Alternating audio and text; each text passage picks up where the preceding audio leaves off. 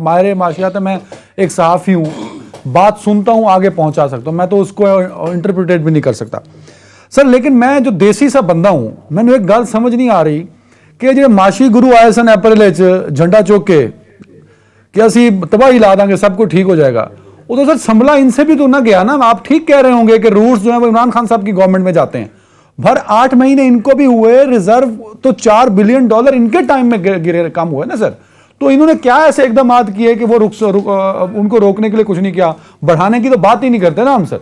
तो ये तो रिस्पॉन्सिबल इस 4 बिलियन के तो ये होंगे कि वो नहीं होंगे सर।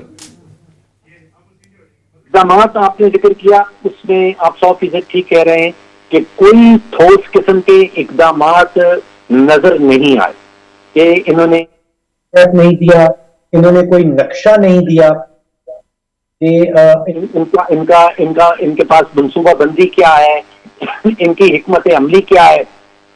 ये उम्मीदें जरूर दिलाते रहे हैं, ख्वाहिशात का इजहार करते रहे हैं। हमें बताया जाता था कि सऊदी अरेबिया से पैसे आने वाले हैं, एक $13 बिलियन का जिक्र चीन और सऊदी अरेबिया से कुछ हफ्ते पहले आपको याद होगा जिक्र किया गया था।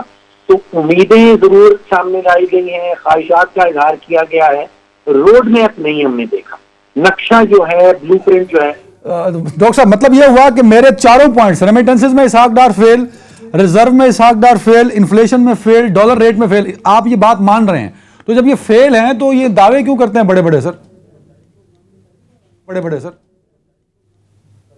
जो हमारी रेमिटेंसेस का आपने जिक्र किया वो गिरी हैं, कोई शक नहीं वो गिरी हैं, लेकिन उनके गिरने की वजह यह है कि जो बैंक के रेट के अंदर और जो ओपन मार्केट का रेट है उसमें फर्क आ गया है कोई 15-20 रुपए का, जो पहले तारीख में नहीं होता था। अब आप सोचिए कि ये जो रेमिटेंसेस गिरी हैं ये 2 ममालिक से गिरी हैं, एक सऊदी अरेबिया से और एक यूएई से।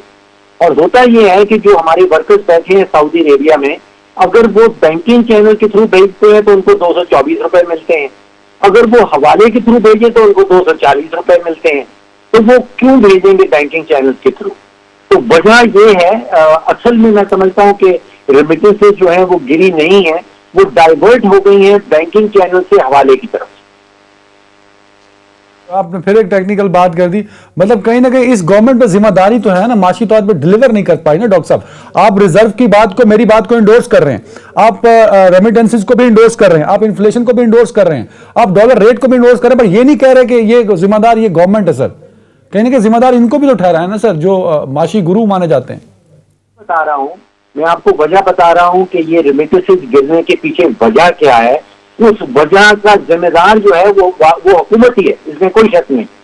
वजह मैंने आपको बताई कि असल में मैं नहीं समझता हूं कि रेमिटेंसेस गिर रही हैं, असल में ये बैंकिंग चैनल से चली गई हैं आपके हवाले के ऊपर। वेरी राइट, एक पॉइंट वजह जो है वो हुकूमत है।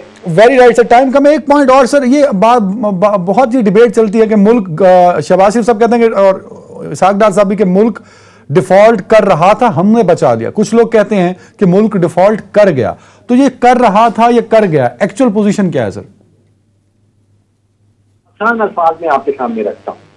देखिए, डिफॉल्ट का मतलब ये होता है कि जो मुल्क ने बॉन्ड्स की मद में कर्जा उठाया है आलमी मंडी से, उसकी जो तारीख अदायगी है, अगर उस पर हुकूमत अपने लोन अदा नहीं करती तो वो डिफॉल्ट में चला जाता है। मैं कैटेगोरिकली आपको ये बता रहा हूं कि किसी किस्म का डिफॉल्ट नहीं हुआ, और अगले 16 महीने की मैं आपको यकीन दिहानी करा सकता हूं कि किसी किस्म का डिफॉल्ट होने भी नहीं चला। उसकी वजह यह है कि एक बॉन्ड जो हमारा मैच्योर हुआ था दिसंबर की 5 तारीख को, उसकी 100% पेमेंट जो है वो स्टेट बैंक ने $1 बिलियन की कर दी है। अब जो अगला साल है सन 2023, जो कैलेंडर 2023 कहलाता है, उसमें पाकिस्तान की कोई भी बॉन्ड की पेमेंट जो है वो ड्यू नहीं है, यानी कि कोई भी बॉन्ड की अदायगी की तारीख नहीं है। जो नेक्स्ट बॉन्ड आ रहा है वो 15 अप्रैल सन 2024 को आ रहा है। तो 15 अप्रैल 2024 को आप तकरीबन 16 महीने दूर हैं, तो उस वक्त तक आप समझिए कि किसी किस्म के डिफॉल्ट का कोई खतरा नहीं है। बाजी, बहुत शुक्रिया डॉक्टर फारूक सलीम साहब वक्त देने के लिए। थोड़ा सा हमने एक सिचुएशन जो है मुल्क की वो बहुत अबतर है, वो उसको हम बेहतर तब समझेंगे जब आपके और मेरे हालात ठीक होंगे, क्योंकि फारूक सलीम साहब के बकौल कसूर इमरान खान साहब का ही है। हो सकता है उनका हो, मतलब आई एम नॉट अ माहिर माशियात,